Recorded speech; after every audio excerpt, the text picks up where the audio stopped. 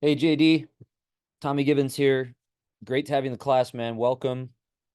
Thought I'd start us off here in week one with a video reply. Gives me a chance to say hello a little bit more directly, welcome you to the course, and kind of start off our conversation with some reaction to what you've written here in week one, which is great. I think I also mentioned in my reply to your intro video. We've got some shared experiences and passions, I suppose. A lot of running in my family, including myself, and I am a product of InterVarsity in a lot of ways.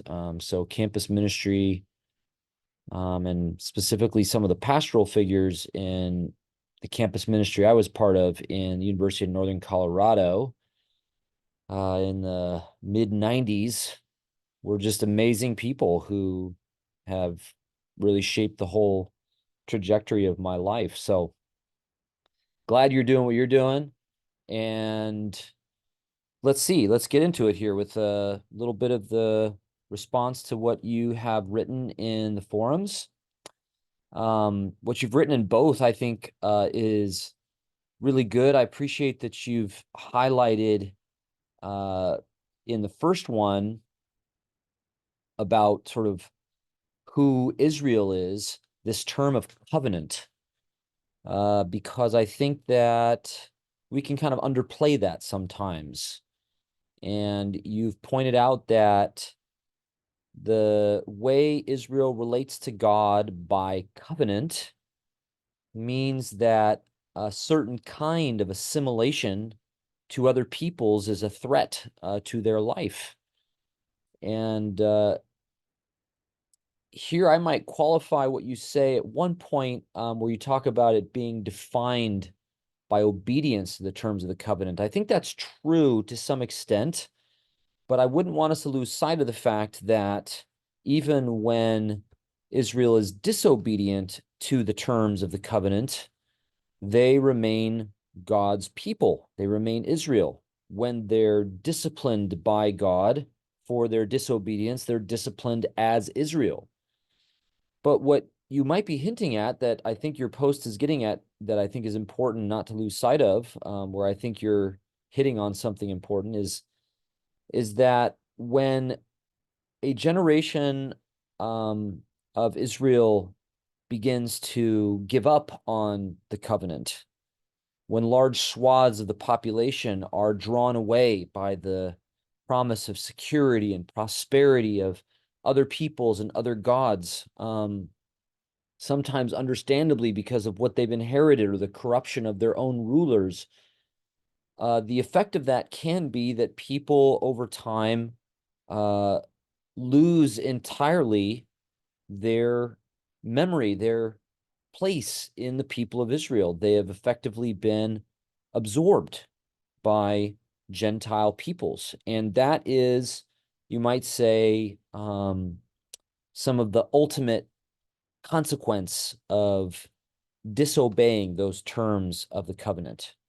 I just would want us to keep in mind that who Israel is that whole drama, right? It's not like Israel suddenly ceases to be itself when it disobeys, where Israel ceases to remember who it is by virtue of a protracted process of assimilation to other peoples and forgetting their God and their ancestors. So that's kind of how I'd maybe make sense of that. Um, as you say, then in the second forum on the genealogy, this helps us to understand, I think. You quote Hauerwas in his citing McCabe that the genealogy of Jesus reflects the history of his people. It's not a romantic story. It's not an idealized story. The genealogy doesn't disown people because they were bad or disobedient or unfaithful. And that's going to be important for making sense of who Jesus is, how he relates to his disciples who also repeatedly fail. This is not a story of defining, I would say, who's in and who's out. who the good guys are, who the bad guys are. And the genealogy really drives that home, I would say, in ways that you've helpfully highlighted here. It's true that many genealogies in Jesus's day, as you say, would not have included women. But I wouldn't want us to miss that in the Old Testament, First Chronicles specifically, as well as other places,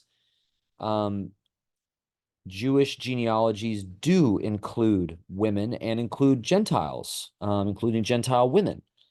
So Matthew's genealogy is not a dramatic departure entirely from Jewish practices of genealogy or memory or self-understanding, even if there's certainly a certain accent, you might say, in Matthew's. So First Chronicles 1 includes precisely some of the same mothers of Jesus that Matthew does, of course, long before Jesus has come along. It's more in relation to King David. And finally, I think I want to quibble a little bit with Keener, Craig Keener. And this probably illustrates something that I hope you're going to do throughout the course, which is to receive the sources that I've assigned as invitations to conversation, including criticism from you.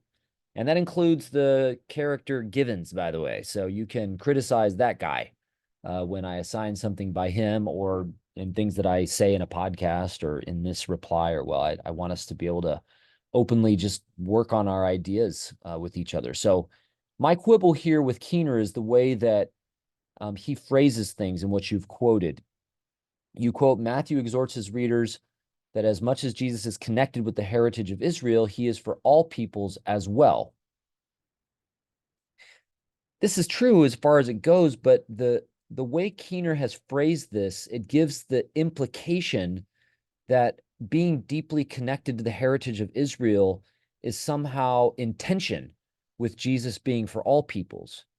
And I think that's not true. I don't think that's actually how the story of Israel is told. Instead, because Israel knows its God as the God who is one, the creator, the God of all peoples, from the very beginning, God's commitment to Israel is itself God's commitment to all peoples. It is called from the beginning as a priestly people, so that there's not some kind of zero-sum game happening between God's faithfulness to Israel or commitment to Israel and God's commitment to other peoples. Because God has created the world and these peoples so that they're all interrelated, God's choosing Israel, being faithful to Israel, is itself, I would say, God's unfolding commitment to all the peoples of the world. And so I just want to resist this tendency to kind of insinuate that some sort of dogged faithfulness or commitment to the heritage of Israel is anything less than fully committed to the other peoples of the world. Now, that doesn't deny that there is tension, hostility historically sometimes between Israel and other peoples. They can be a threat to one another.